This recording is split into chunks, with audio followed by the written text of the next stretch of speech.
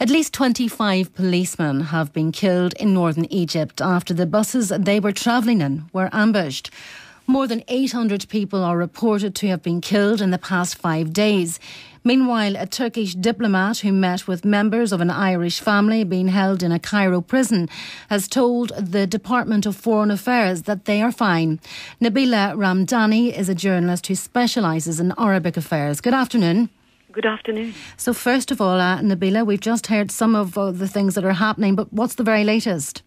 Well, we've just heard an astonishing claim coming out of Egypt, and more precisely from former dictator Hosni Mubarak.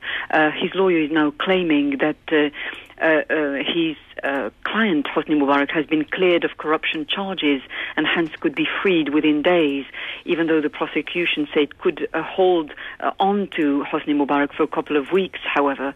But there's only one source for this claim, and that's his lawyer, and you have to have a great deal of skepticism. It might be that, the lawyer is very much aware that the international community is being involved in trying to sort out, the escalation of violence, and he might be riding the wave of this implication and trying to get his client out. And we've been hearing of so much violence in Egypt. How far do you think things could escalate?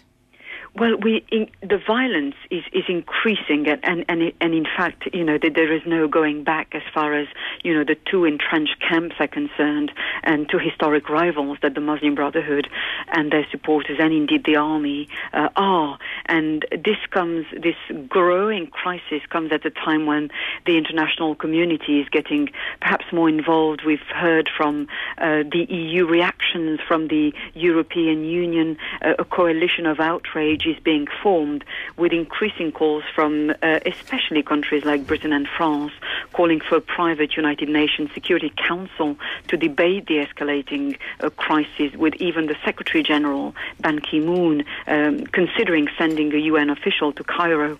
Meanwhile, an EU foreign ministers meeting is expected to perhaps try to exert some pressure on the army to stop the bloodshed, and by cutting the pledge of 5 billion euros it has made in loans and grants to Egypt for the year 2013.